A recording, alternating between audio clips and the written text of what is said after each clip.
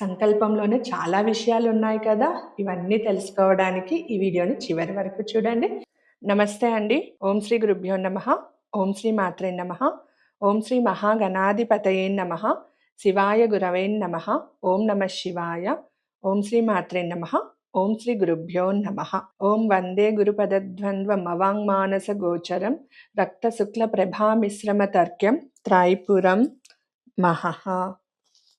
ముందుగా గురుదేవులను ప్రార్థిస్తూ లలితా సహస్రనామ పారాయణంలోని లలితా సహస్రనామంలో ఉన్న శ్లోకాలకు మొదటి పదం నుంచి మొదటి నామం నుంచి అర్థాన్ని తెలుసుకుంటాం. మొదటి నామం అంటే శ్రీమాత నుంచి కాదండి. అస్య శ్రీ లలితా సహస్రనామ మహామంత్రస్య అన్నది ఉంది కదా, అక్కడ నుంచి అస్య శ్రీ నుంచి మనము అర్థాలు తెలుసుకుందాం. ఇది పెద్ద మహాయజ్ఞం అండి. దీనికి అర్థాలు చెప్పాలంటే కూడా గురుదేవుల యొక్క అనుగ్రహం, అలాగే అమ్మవారి యొక్క అనుగ్రహం ఉంటే తప్ప మనము దీన్ని ముందుకు తీసుకెళ్ళలేము. అలాంటి అనుగ్రహాన్ని మీ అందరికీ స్తోత్రం యొక్క ప్రతి నామం యొక్క అర్థాన్ని తెలియజేయడానికి నేను నా గురుదేవులను శ్రీ లలితా మహాత్రిపుర సుందరి దేవిని శిరస్సు వంచి వేడుకుంటున్నాను కరుణించమని. మరి మీరందరూ లలితా సహస్రనామ పారాయణం చేస్తూ ఉన్నారు. చేసేటప్పుడు చాలా భయాలున్నాయి. ఆ భయాలను తొలగించుకుంటూ చాలా మంది వచ్చి చేస్తున్నారండి. ఇంకా ప్రతి ఒక్క నామానికి అర్థం తెలిసిందనుకోండి, ఇంకా చక్కగా చేస్తారు కదా. చెప్పండి, అవునా కాదా? లలితా సహస్రనామాలకి అర్థాలు తెలుసుకొని చేయడం ఇంకా శ్రేష్టం.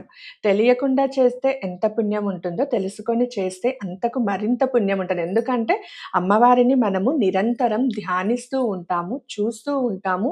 మనం చదివే ప్రతి క్షణము, ప్రతి అక్షరంలోనూ ఆ మాతృకావర్ణ స్వరూపిణి అయిన అమ్మవారు మనకు దర్శనం ఇస్తూనే ఉంటారు. కాబట్టి నా ఈ చిన్న ప్రయత్నం మీ అందరికీ నచ్చుతుంది అని అనుకుంటున్నాను. ముందుగా లలితా సహస్రనామం ప్రారంభంలో వచ్చే పదం ఏంటి?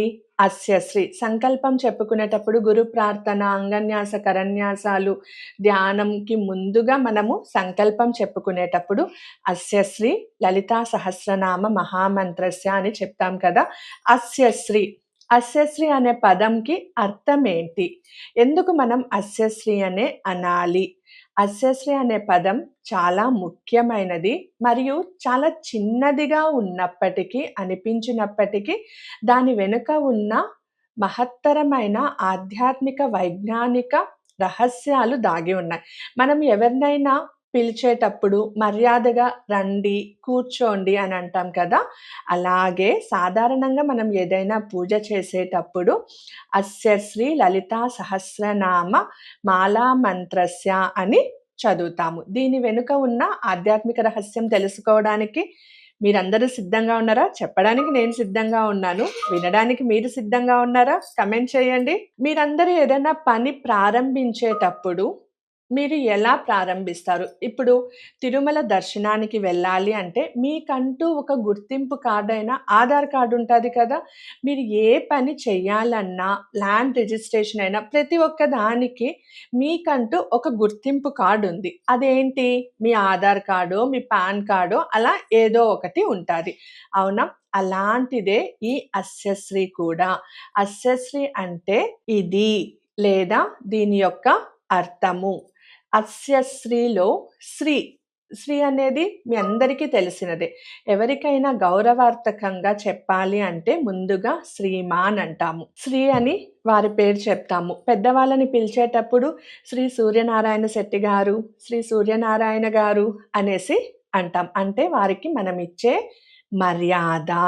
అలాగే శ్రీ అంటే మంగళకరమైనది, శక్తివంతమైనది మరియు చైతన్యవంతమైన ప్రకాశంతో కూడుకొని ఉన్నది ఈ మహత్తరమైన స్తోత్రానికి అని అర్థము. మనం ఒక ఊరికి వెళ్ళేటప్పుడు ఆ ఊరు ఎక్కడ ఉంది, దారి ఏది అని తెలుసుకుంటాం కదా. ఎలా వెళ్ళాలి, మ్యాప్ పెట్టుకొని వెళ్తాం కదా. అలాగే ఈ స్తోత్రం చదివేటప్పుడు ఈ స్తోత్రానికి ఋషి ఎవరు, దీని ఆది దేవత ఎవరు, ఏ ఛందస్సులో ఉన్నది చెప్పుకోవడమే అస్యశ్రీ. ఇది మనల్ని దైవంతో అనుసంధానం చేసేదానికి ఒక ఉత్తర్వు లాంటిది, అడ్రస్ లాంటిది అనుకోండి. దీనికి వసిన్యాది వాగ్దేవతలు ముఖ్యులు. శాస్త్రం అంటే ఒక క్షమాపణ లేదా ఒక పద్ధతి. అస్యశ్రీని పలకడం వెనకాల ఒక గొప్ప క్రమమే ఉంది. మనం ఏదైనా ముందు వాడేటప్పుడు దేనికి పనికొస్తుందో, ఎలా చెయ్యాలి అని తెలుసుకుంటాం. అలాగే ఈ స్తోత్రాన్ని ఎందుకు చదువుతున్నాం? లోక కళ్యాణం కోసమా? మనశ్శాంతి కోసమా? అని ఒక సంకల్పం చెప్పుకోవడం ఇక్కడ జరుగుతుంది. పురోహితులు, సిద్ధులు చేసేటప్పుడు లోక కళ్యాణం కోసం చేస్తారు. మరి మనం ఎందుకు చేస్తాం? ఏదో ఒక కోరిక. మా అమ్మాయికి పెళ్లి కావాలి, మా వారికి ఉద్యోగం మంచిగా రావాలి, పర్మనెంట్ ఉద్యోగం రావాలి, నా వ్యాపారము సజావుగా సాగాలి, వ్యాపార అభివృద్ధికి, సంతాన అభివృద్ధికి, ధన అభివృద్ధికి అని చెప్పుకుంటాం కదా! ఆ సంకల్పం చెప్పే దాంట్లో మొదటన వచ్చే పదం అస్యశ్రీ. ఈ మహామంత్రాన్ని నేను చదవడం వలన నాకు ఇది సిద్ధించుగాక అని చెప్తున్నాం. మనం ఏం పని చేస్తున్నామో దానికి ఒక స్పష్టమైన లక్ష్యాన్ని నిర్దేశించుకోవడమే దీని యొక్క ఉద్దేశం. నేను పఠించబోయే ఈ నామాలు అక్షరాలు కావు. ఇవి సాక్షాత్తు అమ్మవారి స్వరూపాలు అని అంగీకరించడమే ఇందులో ఉన్న మర్మం. అస్యశ్రీ మంత్రాలు చదువుతూ శరీర భాగాలను తాకుతాం. దీనివల్ల మన శరీరంలోని నాడీ వ్యవస్థ శుద్ధి అవుతుంది. అంటే పూజ కేవలం బయట విగ్రహానికి మాత్రమే కాదండి మనం చేస్తున్నది. మన శరీరమే ఒక దేవాలయం అని గుర్తించే ప్రక్రియ ఇందులో ఉంది. మంత్రశాస్త్రం పూర్తిగా శబ్ద తరంగాలు, ధ్వని తరంగాల మీద ఆధారపడి ఉంటుంది. ఆ అనే అక్షరం సృష్టికి మూలం అంటే అకారమే సర్వవాక్కు. శ్రీ అనే పదం ఒక బీజాక్షరం వంటిది. ఈ రెండిటి కలయికతో కూడిన ఉచ్చారణే మన శరీరంలో ఆజ్ఞాచక్రం అంటే కనుబొమ్మల మధ్య భాగంపై ప్రభావం చూపుతుంది. అదే అస్యశ్రీ. మనం ఈ పదాలను పలికేటప్పుడు వచ్చే ధ్వని, శబ్దం మన మెదడులోని నరాలను ఉత్తేజపరిచి ఏకాగ్రతను పెంచుతుంది. అందుకే అక్కడ ప్రారంభించగానే మన మనస్సు, మన శరీరం అంతా ఒక తేజోవంతమయ్యి మనకు ఏం చేస్తున్నాం, బాహ్య ప్రపంచం ఏది మనకు తెలియకుండా అమ్మవారి నామాలపైనే దృష్టి సారించి మనము చక్కగా మనస్ఫూర్తిగా చదువుతాం. అదే ఇందాక చెప్పాను కదా! ప్రతి ఒక్క నాడీ కేంద్రాన్ని మన మెదడుని చైతన్యవంతం చేసి మొత్తం మనసు యొక్క లగ్నం ఎక్కడ ఉంటది? అమ్మవారి పైన ఉంటుంది. అస్యశ్రీ అనడం ద్వారా మన మనస్సును అనంతమైన శక్తితో అనుసంధానం చేయడానికి సిద్ధం చేసుకుంటున్నాం. ఇదే వైజ్ఞానికంగా చూస్తే ఒక్క శబ్దానికి ఒక్కొక్క శక్తి ఉంటుంది. ఆ, ఆ, ఈ మనము మాట్లాడే ప్రతి ఒక్క పదంలోనూ అచ్చులు, హల్లులు ఉంటది. అదే మాతృకా వర్ణం. అస్యశ్రీ అని పలికినప్పుడు పుట్టే ప్రకంపనాలు మన మెదడులోని నరాలను ఉత్తేజపరుస్తాయి. మీరందరూ ఒకసారి ఇప్పుడు అని చూడండి. అస్యశ్రీ. కళ్ళు మూసుకొని అనండి. అస్యశ్రీ. మీ శరీరం చుట్టూ ఉన్న ఆరా తేజోవంతమవుతోంది. మీరు శక్తివంతమవుతున్నారు. అలాగే మీ మెదడులో ఉన్న నరాలన్నీ చైతన్యవంతం అవుతున్నాయి. అబ్జర్వ్ చేస్తున్నారా? నాతో పాటు ఎంతమంది చేశారో కమెంట్ చేయండి. అలానే ఏదైనా ఒక పని చేసేటప్పుడు మన మెదడుకు కొన్ని సంకేతాలు వస్తుంది. మీరు ఎగ్జామ్ రాయాలి అని అనుకోండి. ఎగ్జామ్ రాయాలి అంటే ఏం చదవాలి? ఏ క్వెషన్స్ చదవాలి? దీన్ని ఎలాగ మనం పేపర్ పైన ప్రొజెక్ట్ చేయాలి? అన్న ఆలోచనలు వస్తది కదా! అలాగే మనము సహస్రనామాలు చదవాలి అన్నప్పుడు కూడా మనకు మన మెదడుకు ఒక సంకేతం అనేది వస్తుంది. అదే ఏంటి? నాలో ఉన్న ఆత్మ ఇప్పుడు ఒక పవిత్రమైన స్తోత్ర పారాయణాన్ని ప్రారంభించబోతున్నాను. ఇది మన యొక్క సబ్‌కాన్షియస్ మైండ్‌కు చెప్పడం వలన అనవసరమైన ఆలోచనలు తగ్గి మనసు ప్రశాంతతను పొందుతుంది. మనం ఏదో ఒకటి చదువుతూ వెళ్ళిపోకుండా నేను ఈ పని చేస్తున్నాను అని మనసుకు గుర్తు చేయడం వల్ల ఏకాగ్రత అన్నది పెరుగుతుంది. జ్ఞానం లేని వారు కూడా ఈ శబ్దాన్ని విన్నప్పుడు వారి శరీరంలో ఒక తెలియని ప్రశాంతత కలుగుతుంది. అది ఆ శబ్దంలోని తరంగాల ప్రభావం.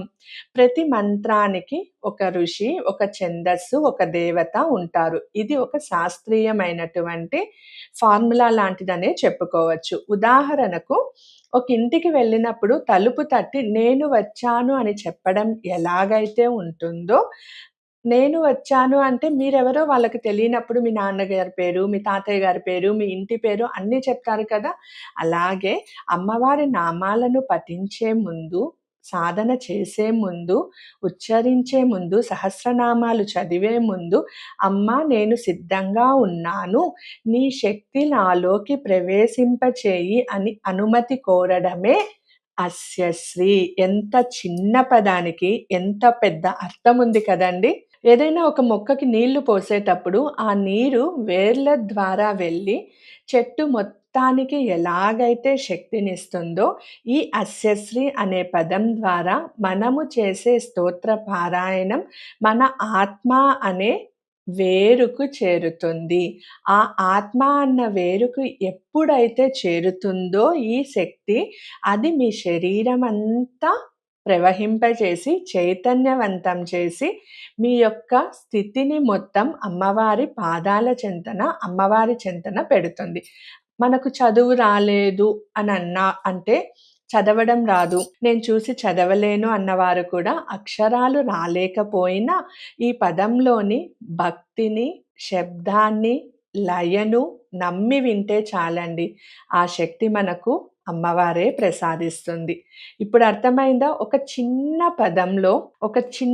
పదంలో మనకు ఎంత పెద్ద గూఢార్థం దాగి ఉందో, అలాగే అస్యశ్రీ అన్న ఒక చిన్న పదానికే ఇంత అర్థం ఉంటే, మరి ఉన్న 1000 నామాలకి ఇంకెంత అర్థం ఉంటుంది? మనం ఇంకా సంకల్పంలో మొదటి పదంలోనే ఉన్నాం.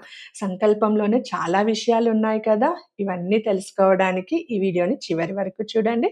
అలాగే ఇప్పటివరకు సబ్స్క్రైబ్ చేసుకోని వాళ్ళు ఛానల్‌ని సబ్స్క్రైబ్ చేసుకోండి. ఈ వీడియోని లైక్ చేసి కమెంట్ చేయండి. ఇలాంటి మరిన్ని విషయాలు మీతో పాటుగా ఇతరులు కూడా తెలుసుకోవడానికి మీరు మూల కారణం అవుతారు. సర్వే జన సుఖినో భవంతు, సమస్త సన్మంగళాని భవంతు. ఓం శ్రీ గురుభ్యో నమః. ఓం శ్రీ మాత్రే నమః. స్వస్తి.